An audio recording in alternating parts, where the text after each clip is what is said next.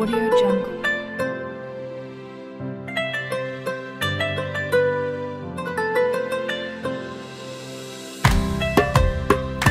Audio Jungle.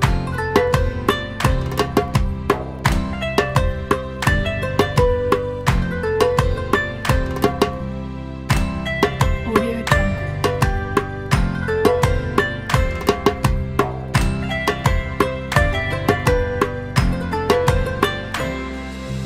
Audio Jungle.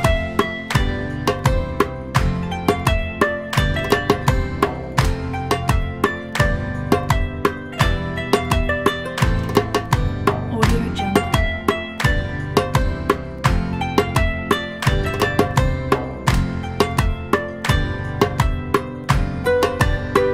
Audio Jungle.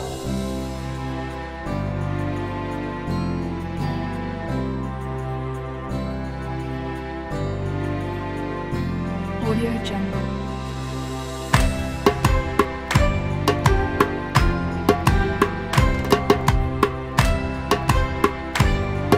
Audio Jungle.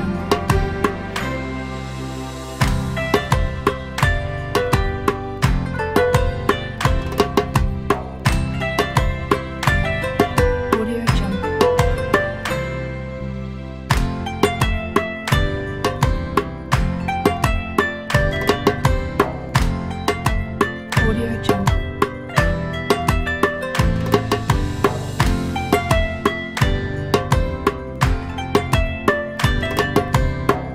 Audio Jungle. Audio Jungle.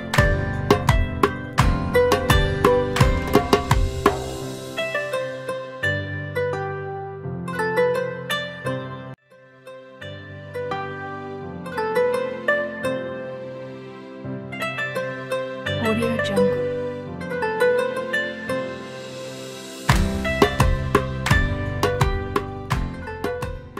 Saya rekam dulu ya. Baik. Saya akan coba share screen-nya. Ini baik, kita akan mulai ini dia. Nah, jadi di pemrograman robotika yang kita sudah kerjakan, kita memprogram robot yang beroda ya. Jadi belum robot berkaki. Saya tidak tahu mungkin waktunya dan juga tidak sempat waktunya untuk kita bisa program. Mungkin harusnya ada mata kuliah pemrograman robotika 2 gitu. Jadi yang pertama untuk robot beroda, nanti yang kedua robot berkaki. Tapi karena memang ini hanya satu mata kuliah saja, jadi tidak bisa kita paksakan gitu ya. Baik, ini komponen robot yang sudah pernah kita pakai atau gunakan sebelumnya. Dan ini adalah robot yang pernah kita gunakan, juga nanti kita lihat lagi sama-sama ya. Sudah ada 18 kurang 2, 16 orang. Arti kurang, kalau 38, 16 mungkin 20 orang ya. 16, berarti 22 orang. Baik, sambil menunggu kawan-kawan yang lain yang bergabung. Sudah ada Mahmud, mungkin ada yang lain juga. Kita teruskan dulu. Jadi silakan nanti disampaikan kalau misalkan ada pertanyaan di tengah presentasi ya, bisa diinterupsi, boleh dipotong nantinya.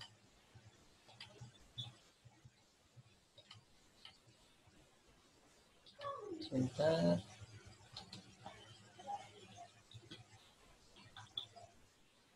Sebentar, slide saya stuck.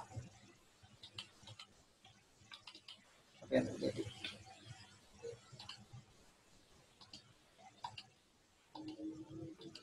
Baik, kita sudah melihat ya, saya coba bagi-bagi dulu. Kita sudah memprogramkan beberapa hal ya di pertemuan-pertemuan sebelumnya. Saya akan coba bagi dulu dari apa yang sudah kita lakukan atau kerjakan sebelumnya, kita programkan sebelumnya dengan ini. Yang bagian A itu komponen pembentuk robotnya sendiri dulu ya.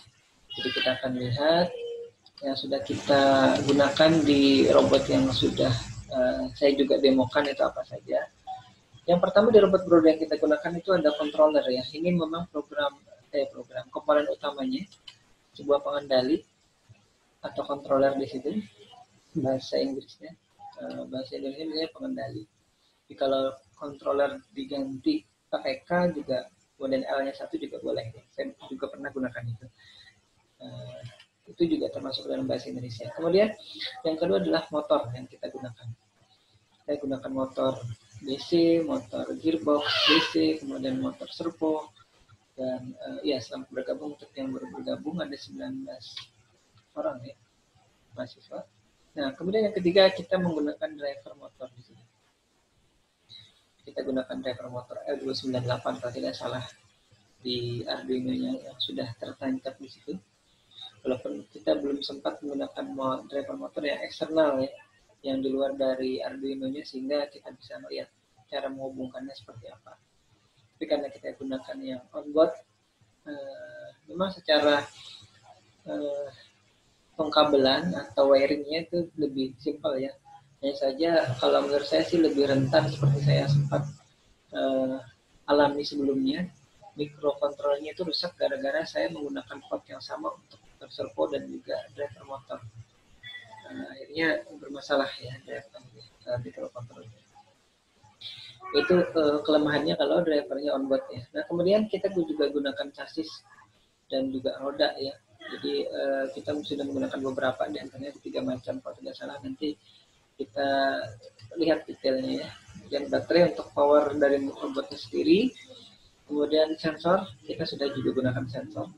Dan terakhir kita gunakan display LCD. Dan LCD display yang sudah menggunakan I2C modul ya. Dan nanti diingat-ingat apa itu I2C modul. Kalau tahu nanti di ujian akhir itu nanti keluar itu. Ya. Baik, kita coba masuki dulu lebih detail di controllernya. Controller apa saja yang sudah pernah kita gunakan ya di robot yang kita program. Nah, ini adalah tampilan dari Arduino Dagu atau Arduino D9 Generac yang kalau kita menggunakan program Arduino yang di Arduino IDE di komputer, maka yang muncul tidak lain adalah D9 Generac. Jadi kalau misalkan yang punya Arduino ini, kalau memprogram pakai Arduino IDE, itu mungkin tidak akan menemukan yang namanya Arduino Dagu sekali lagi. Jadi yang muncul Arduino D9 Generac.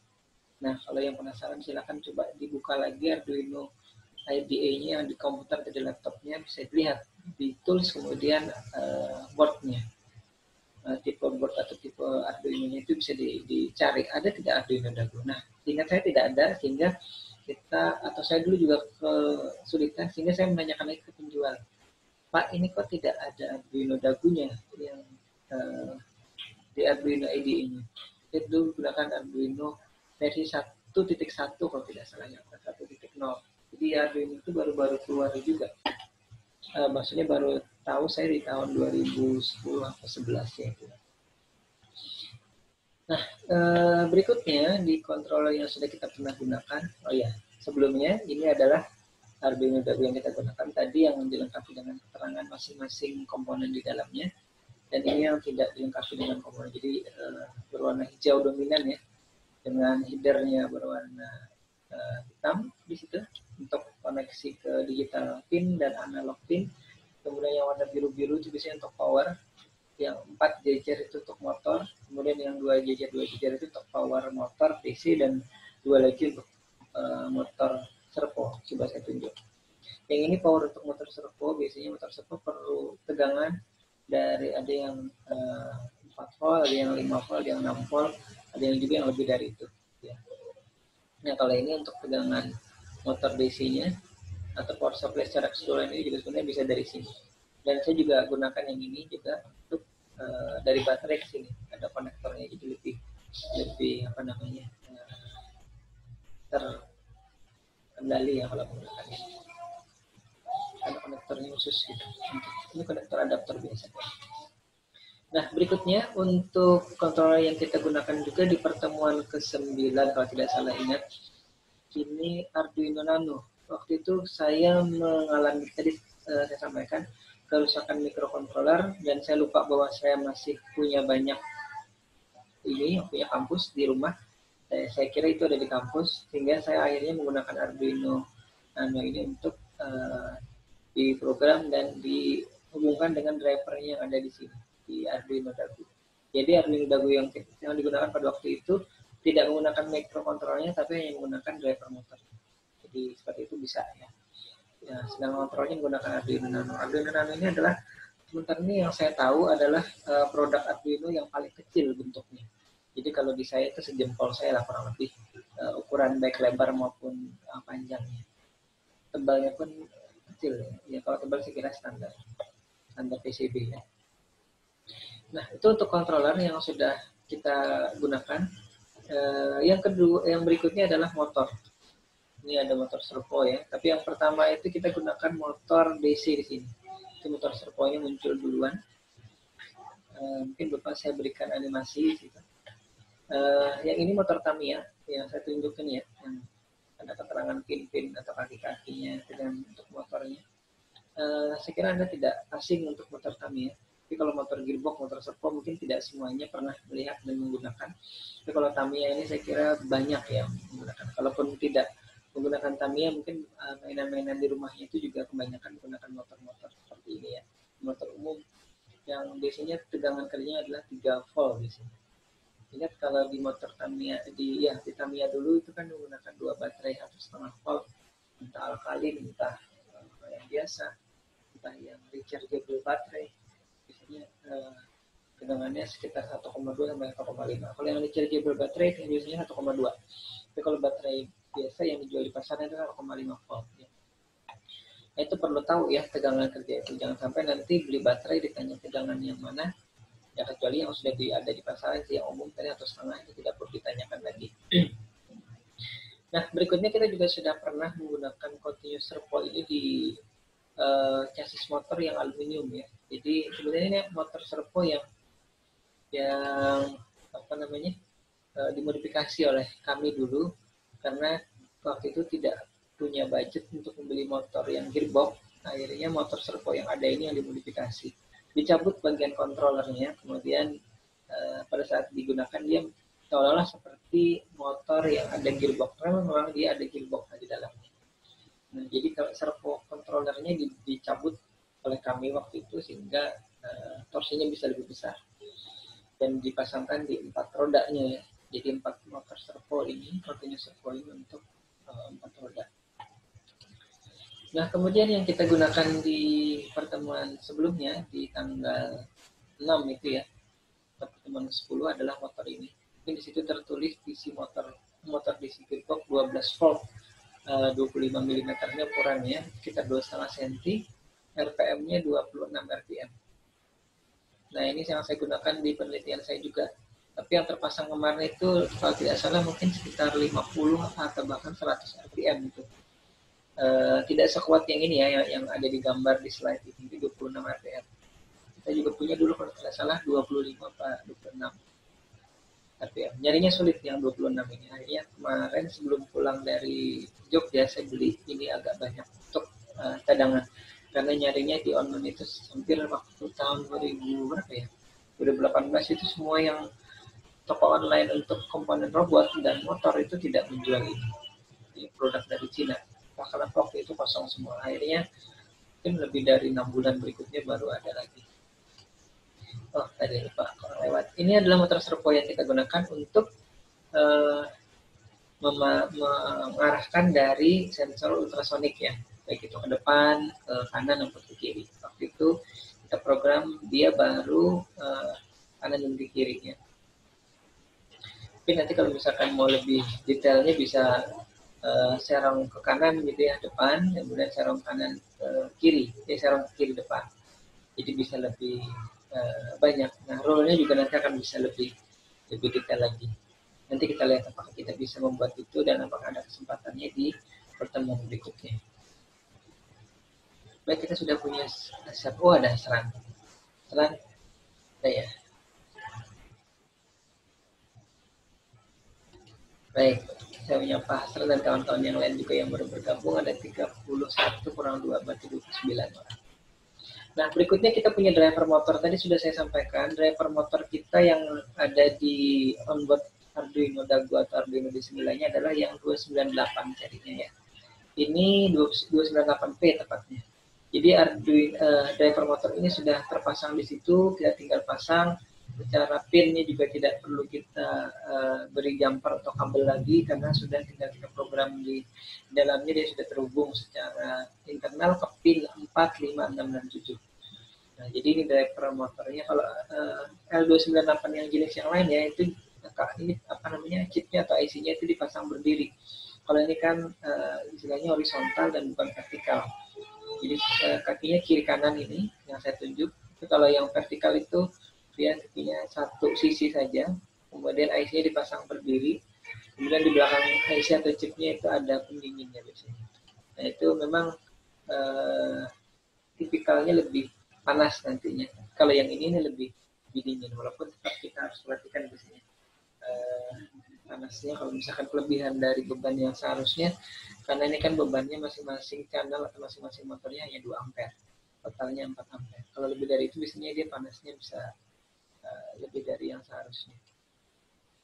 Nah, ini saya gabung chassis dan roda karena memang saya tidak sempat mempreteli chassisnya yang mana, rodanya yang mana gitu. Jadi saya gabung. Yang pertama, kita dulu pernah memprogram ini walaupun tidak pernah saya jalankan di lantai karena memang saya kesulitan memasangkan baterai saya di sini. Baterainya terlalu besar.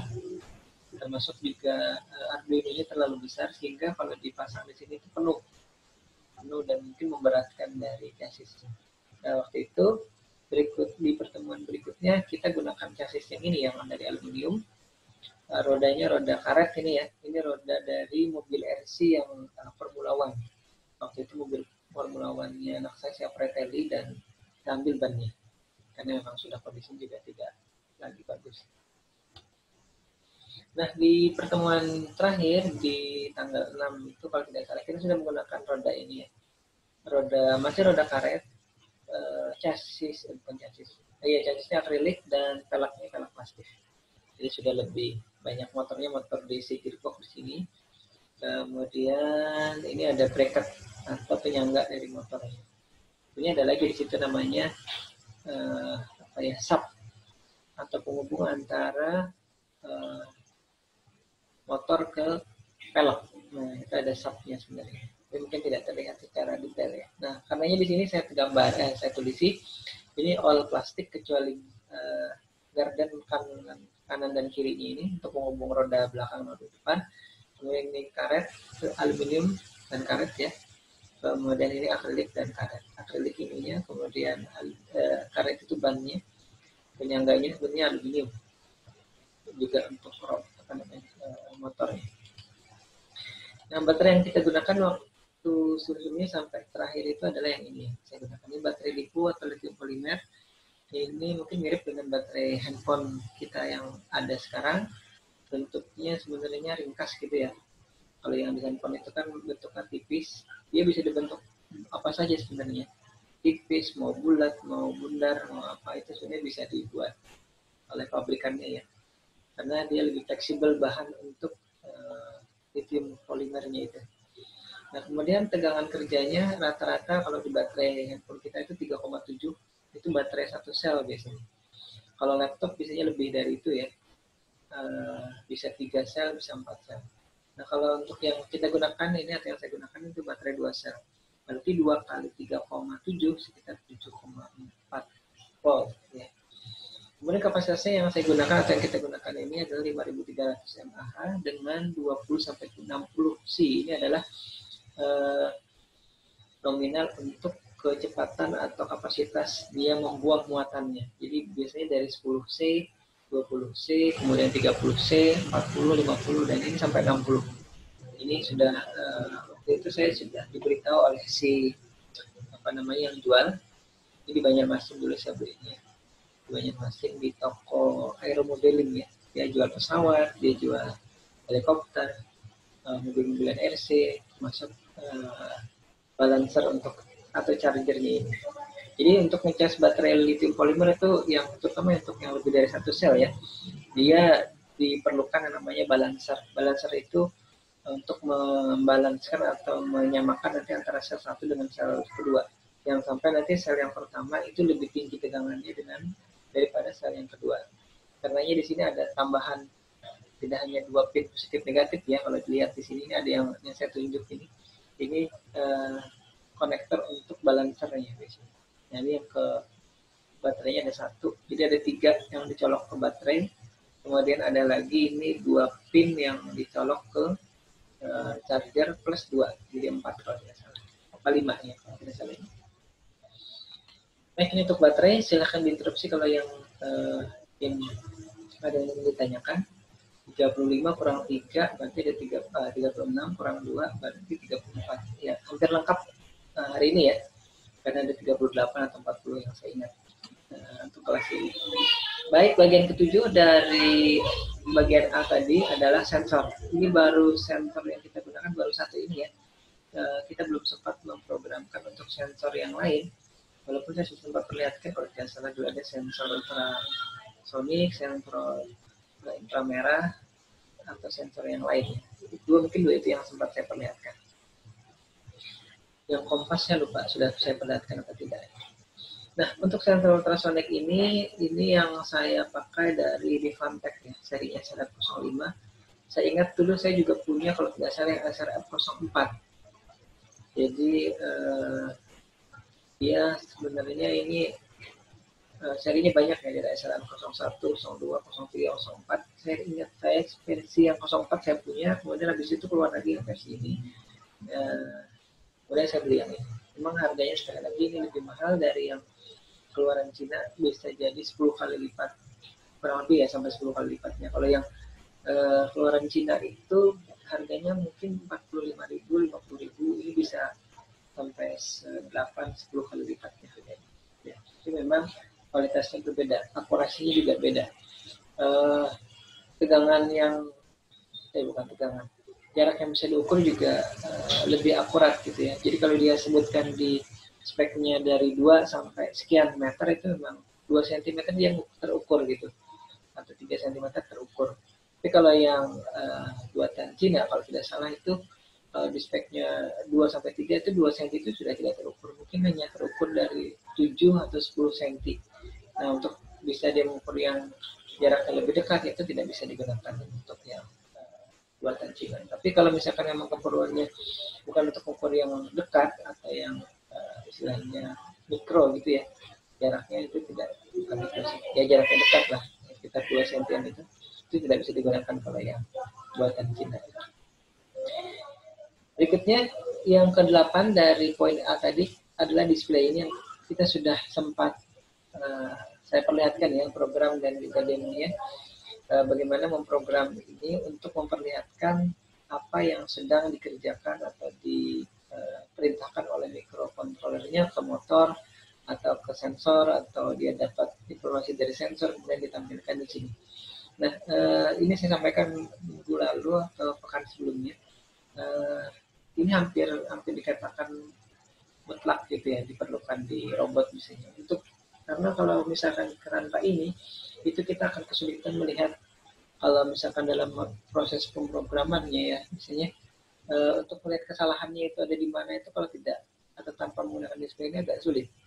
Karena menelusuri program satu itu sulit. Tapi kalau misalkan kita punya ini, dia tadi errornya pada saat ngapain? Misalkan pada saat mengukur jarak yang lebih kurang dari 7 cm misalkan, dia error. Nah, berarti kesalahannya pada saat itu. Kita bisa sesuaikan nanti programnya kalau sudah kita tahu salahnya di mana. Jadi istilah pemrograman itu debuggingnya bisa lebih lancar dengan kita bisa melihat apa yang oleh mikrokontrolernya lakukan di sini ya. Termasuk kalau misalkan saya dulu memprogram robot yang menerima perintah dari laptop, maka di sini saya tampilkan perintah yang diterima dan diterima oleh mikrokontrol dari laptop itu apa. Misalkan perintah belok kanan, maju, mundur, stop, geser kanan, geser kiri, geser serong kanan, geser serong kiri, seperti itu. Jadi ada banyak perintah yang saya bisa tampilkan dulu di situ. Itu untuk juga melihat errornya di mana. Misalkan pada saat dia beri perintah maju ternyata dia mundur, nah itu yang salah siapa? Apakah yang memberi perintah yang salah? Apakah yang diberi perintah yang salah? Nah, yang diberi perintah itu apakah mikrokontrolernya yang salah? Apakah drivernya yang salah? Karena saya juga sempat mengalami kemarin drivernya itu yang rusak, driver motornya ya. Jadi pada saat saya perintahkan dia belok kanan, kalau tidak salah atau belok kiri, dia malah belok kanan terus gitu. Jadi perintah belok kiri nggak mau. Nah, drivernya nggak usah. Jadi untuk berbaginya lebih relatif lebih mudah kalau kita bisa melihat apa yang sedang dilakukan oleh microcontrollernya di LCD. Nah, pada kesempatan sebelumnya kita menggunakan LCD yang sudah dilengkapi dengan I2C. Nah, ini dimaksudkan atau bertujuan untuk kemarin itu mengurangi pemakaian pin ya kalau misalkan menggunakan langsung dari sini. Kalau tidak salah bisa ya kalau tergunakan semuanya 16 pin. Tapi sebenarnya tidak semuanya sih, 16 kurang 4, 16 kurang 4, 12 pin ya. Jadi sekitar 12 atau 10 pin yang digunakan untuk memprogram LCD ini yang tidak dilengkapi dengan I2C modul. Nah, kalau yang sudah dilengkapi dengan ini dia sudah menghemat pin karena terhubung ke hanya 2 pin SCA dan SCL, kemudian ground dan VCC. Nah, itu sekilas tadi komponen yang sudah kita gunakan. Mungkin ada pertanyaan dulu sampai sini, saya melihat jam dulu. Sekarang jam 9.27. Baik, kalau belum ada atau masih belum ada, Mahmud dan kawan-kawan, kita teruskan dulu ya. Jadi kita sudah memprogram, oh ya, robot yang sudah dirakit ya. Bagian yang kedua, bagian yang B, kita sudah merakit robot tadi saya sampaikan yang di chassis dan roda plastik, semuanya plastik, kecuali ini gardennya dari roda depan ke belakang dan juga roda masing-masing ya, kanan, kiri, depan, belakang. Ya, robotnya walaupun kita tidak atau belum sempat jalankan di lantai karena baterainya terlalu besar untuk dipasangkan di sini. Walaupun dipaksa sebenarnya bisa sih, tapi saya takut merusak motornya karena dia agak berat. Nah, berikutnya ini adalah robot yang kedua yang sudah dirakit dan dicoba ya, dan sudah dijalankan juga ada demonya, walaupun waktu itu baterainya sudah low bed, akhirnya gerakan robotnya sudah agak lemah gitu. Termasuk juga motornya juga sudah agak lemah karena sudah tahun berapa ya? Sebenarnya 2010. Jangan-jangan tahun 2008 sudah dirakit.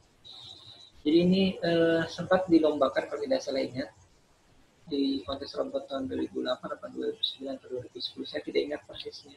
Kalau sebenarnya ada rekamannya. Nanti kalau kapan-kapan saya ketemu rekamannya, saya coba unggah ke YouTube-nya. Jadi nanti bisa dilihat di sana ya. Jadi kalau yang belum pernah melihat channel di YouTube saya itu silahkan nanti lihat di situ. Kemudian materi-materi kuliah sudah saya sempat upload juga sampai yang terakhir di minggu atau pertemuan sebelumnya, pertemuan 10. Pertemuan yang hari ini belum karena masih berlangsung ya. Nah, berikutnya yang kita sudah coba rakit juga ini robotnya ya, penampilannya. Nah, karena ini cukup kokoh chassis dan juga motor yang digunakan karena ini sudah menggunakan motor gearbox ya. Jadi kalau tadi torsinya anggap saja 1 kg, kalau 4 kilo dikurangi dengan yang lainnya kira-kira mungkin bisa jadi ini torsinya sampai 3 kapasitas beban yang bisa diangkut mungkin 3 kilo ya kurang lebih saya belum menghitung secara detail nih. Sebenarnya kalau di robot saya yang sebelumnya itu sudah sempat saya hitung secara detail. Ini kalau motor sekian dikurangi dengan ukuran diameternya roda, kemudian dengan sub ukurannya sekian, itu berapa nanti? Ada hitung-hitungan matematisnya. Nah, nanti kalau yang kebetulan penelitian dengan robot beroda nanti bisa ditanyakan ke saya lagi ya, detail menghitung torsi motor dan juga kira-kira beban yang bisa diangkut oleh si robot secara keseluruhan itu berapa kilo. Jadi jangan sampai nanti bebannya lebih dari yang bisa diangkut dan bisa digerakkan oleh motornya. Dan itu bisa rusak cepat motornya. Ya. Ini robot yang ketiga. Kemudian ini adalah berikutnya yang ketiga, koneksi antar komponennya. Kita sudah punya koneksi sebelumnya ya, pin 4567 walaupun di onboard, artinya secara pengkabelan kita tidak melakukan pengkabelan lagi karena sudah terhubung secara internal di dalam PCB-nya dan di dalam papannya itu, sehingga pin 4567 di Arduino Dagu itu tidak bisa kita gunakan lagi. Nah, waktu itu saya sempat cerita, sempat saya gunakan pin 4 atau pin 7 ya untuk sensor. Kemudian akhirnya merusak dari microcontrollernya. Nah, ini 4567 sudah digunakan koneksinya ke driver motor. Kemudian pin yang berikutnya untuk tabelnya ya, kita sudah tempat buat tabel waktu sebelum-sebelumnya untuk nanti kita bisa tahu prosedur maju harus memberi data apa, mundur memberi data apa, belok kanan belok kiri memberi data apa, berhenti ini tidak muncul di sini yang berhenti ya. Jadi kalau yang berhenti itu di program kita sebelumnya itu E1, E2-nya itu di pin di sini ya.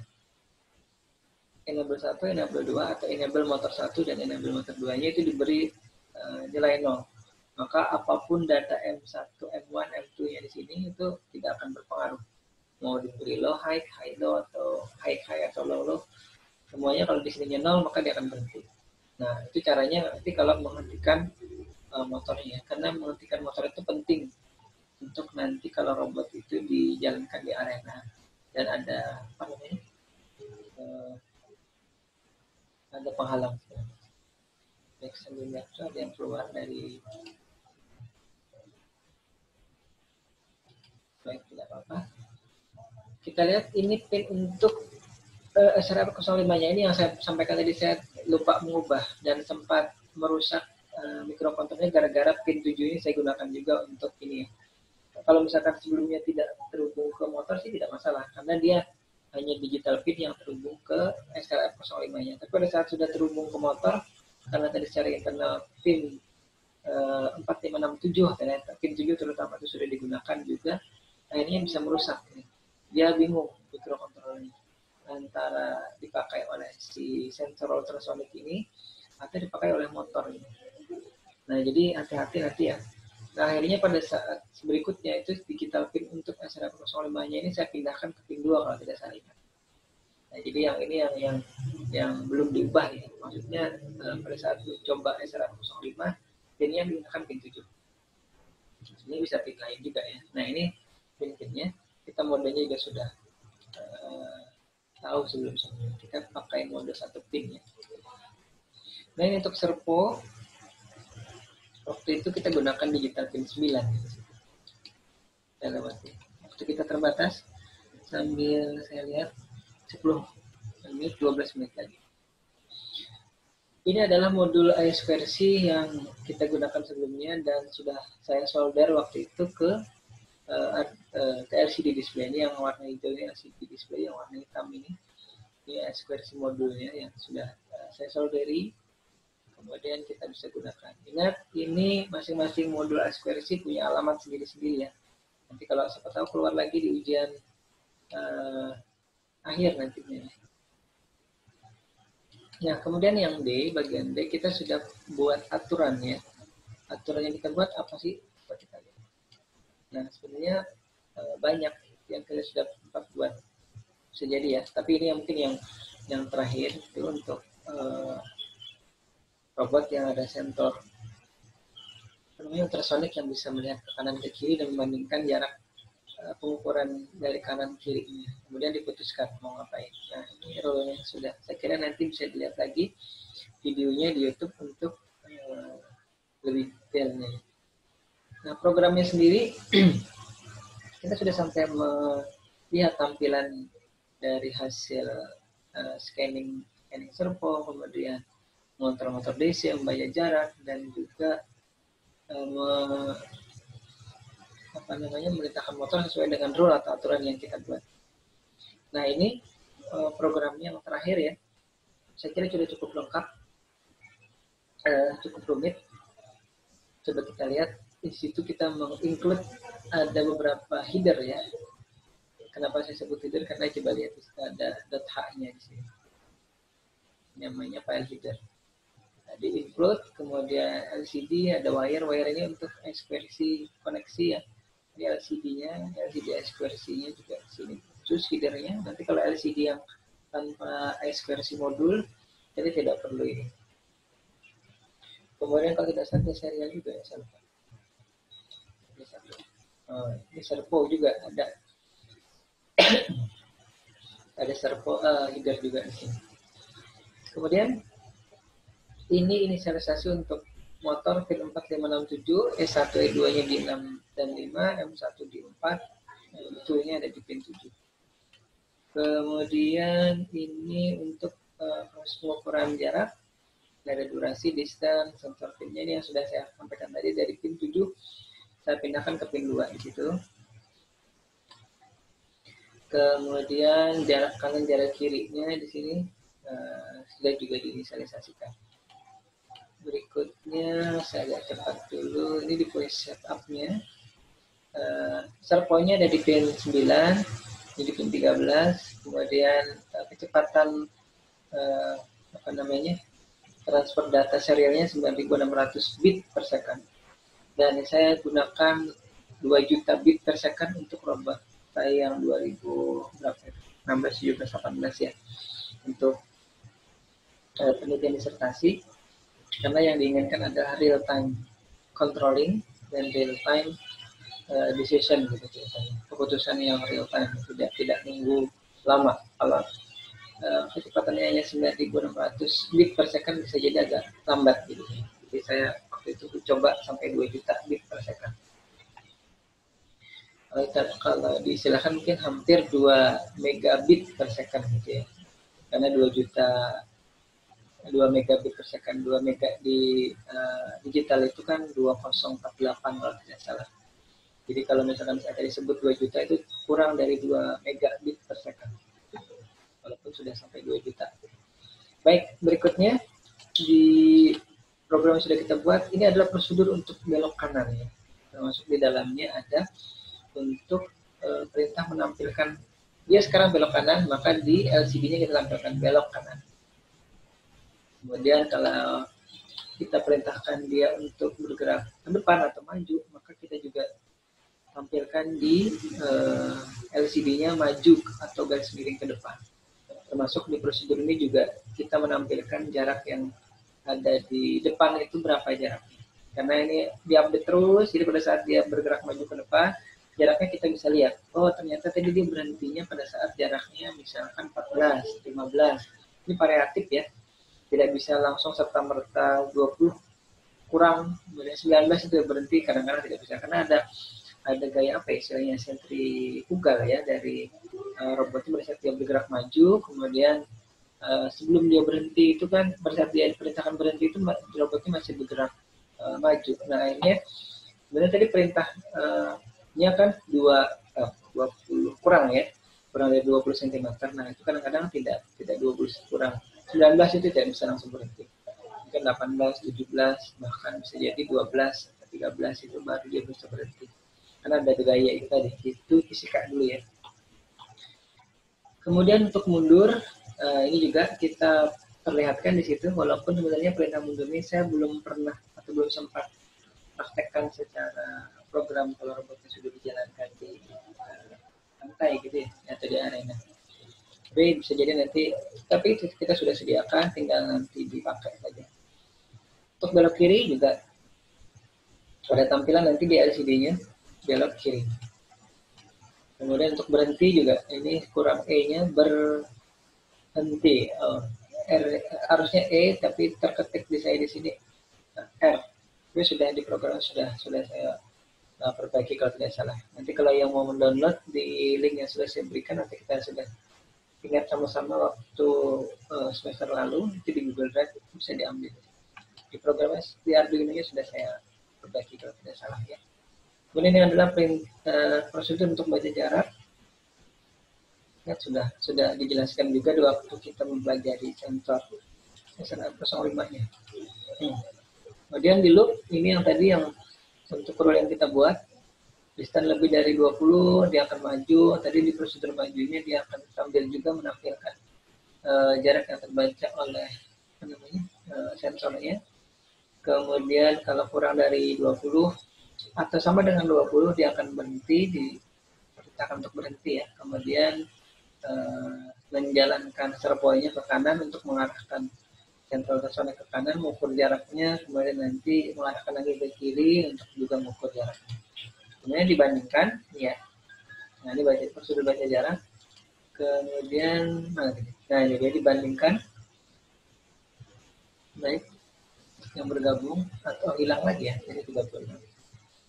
Nah, ini untuk tadi tampilannya ya, kalau misalkan jarak kirinya berapa, itu pada saat dia mengukur ke kiri, pada saat dia mengukur ke kanan jaraknya berapa juga saya coba tampilkan di programnya itu, sehingga pada saat dia berhenti kemudian baik jarak kanan itu tertulis jarak kanannya berapa, kemudian jarak kirinya berapa, untuk kita bisa melihat betul tidak keputusan yang dia buat. Kalau jarak kanannya ternyata misalkan 19, jarak kirinya ada 20 saja, maka harusnya dia belok kiri, tidak boleh belok kanan.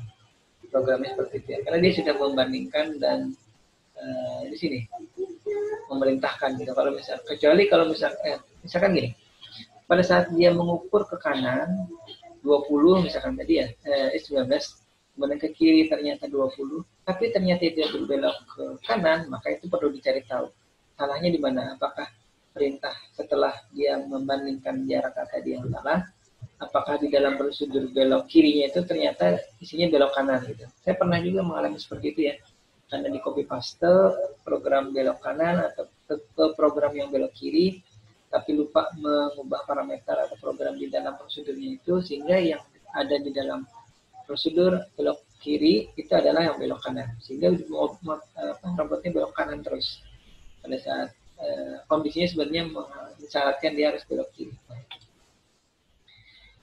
Baik, itu slide-nya. Sekarang kita coba lihat demonya ini. Ini mohon maaf kalau ada anak-anak yang muncul di situ. Kita sudah potong tapi ternyata kelewat. Nanti saya edit lagi. Karena kalau di-upload ke YouTube itu karena ini tidak diperuntukkan untuk anak-anak, anak-anaknya tidak boleh muncul di situ.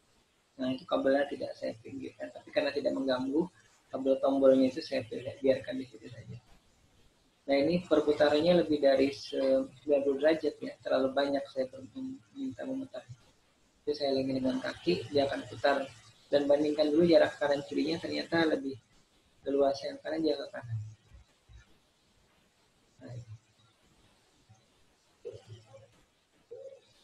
ternyata masih kanan terus. Mungkin kalau dia di demo yang saya videokan ini, kebanyakan dia beloknya kanan ya, karena memang posisinya itu dia seperti ini. Nah, dia kan ukur jarak kiri, kanannya lebih besar jaraknya, dia belok ke kanan.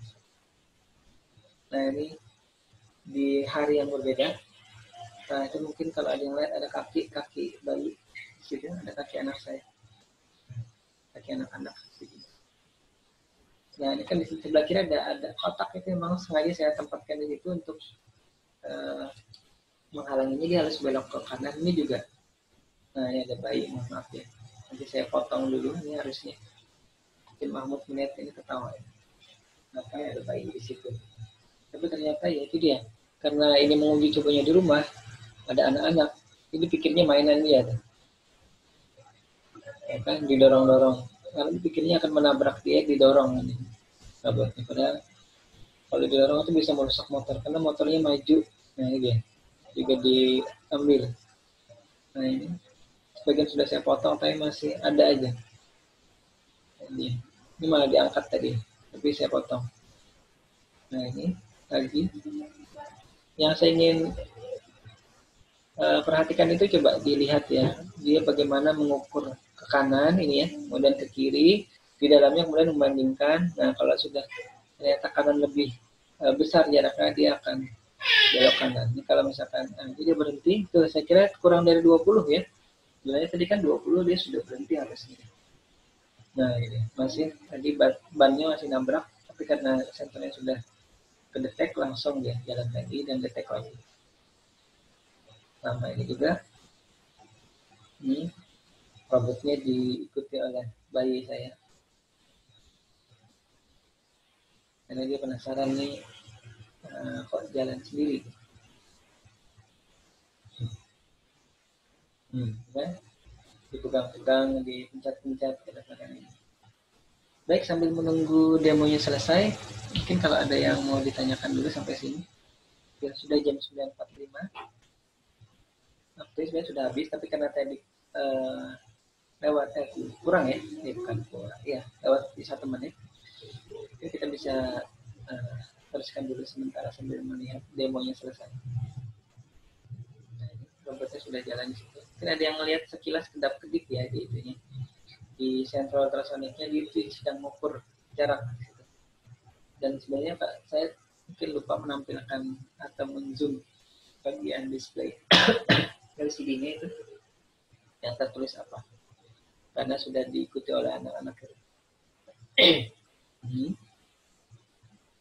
Itu dia karena gorden ya, masih detect. Nah ini dia belok lagi, jalan terus. Jadi sebenarnya kalau dilihat sekilas yang bisa dilakukan robotnya hanya itu ya, tapi ternyata program sudah panjang sekali ternyata. Jadi memang di robot itu tidak sesederhana yang kita bayangkan. Yang banyak tadi saya sampaikan di awal, kalau menurut saya sih sudah rumit programnya. Jadi untuk tidak menambah kerumitan lagi, saya stop dulu memprogramnya untuk robotnya. Kecuali nanti memang di minggu atau pekan depan kita masih diberi kesempatan untuk kuliah daring lagi. Saya belum tahu, saya belum dapat informasi. Nah, baik itu dulu.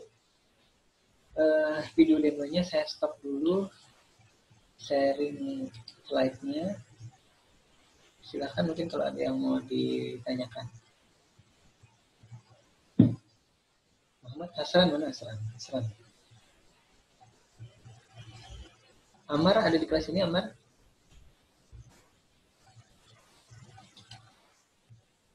Amar kayaknya tidak masuk, kenapa di kelas sebelumnya? Baik, kalau tidak ada, saya kira saya cukupkan dulu ya. Ini ada siapa? Febri ya? Febri? Ya. Oh ada. Febri tidak di kelas yang pagi ya? Biasanya kelas pagi Febri. Baru bangun, Pak. Oh ya, alhamdulillah masih bisa join di kelas yang ini ya. Karena saya ingat biasanya kalau Febri itu di kelas yang pagi dengan Kartini. Nah Kartini pagi tadi saya lupa menyapa juga. Atau dia sudah... Kalau Kartini dia Pak, jaringannya bermasalah, nggak bisa masuk. Oh iya. Nanti mohon disampaikan ke kawan-kawan yang lain juga. Mungkin kalau yang tidak atau belum sempat karena jaringan yang bermasalah atau mungkin laptopnya yang lagi ada masalah, misalkan itu bisa dilihat saja ke channel YouTube-nya ya. Nanti di situ sudah saya upload. Termasuk ke Google Drive-nya juga nanti materinya bisa di situ. LMS-nya juga saya masukkan. Karena memang tuntutannya di kuliah daring ini lebih banyak ya. Dari sekedar kalau misalkan kita kuliah secara offline itu di kelas. Baik, terima kasih tadi informasinya Febri dan kawan-kawan yang lain juga, karena waktu kita yang terbatas. Ini sudah jam 9.48 karena tadi kita telat dan sudah terbayar. Saya kira saya cukupkan dulu.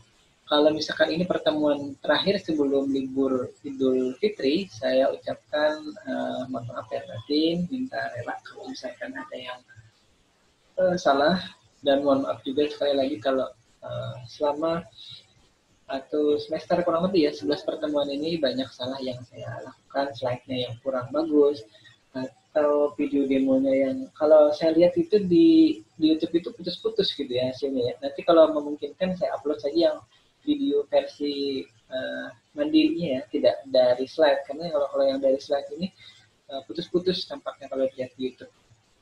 Maksudnya di YouTube di rekaman kuliah ini. Nah, jadi nanti saya upload tersendiri saja. Kalau misalkan berkenan itu silakan dilihat di YouTube-nya kembali. Ya kalau misalkan mau ada notifikasinya lagi silakan di subscribe atau apalah itu nanti ya. Walaupun tidak wajib sebenarnya.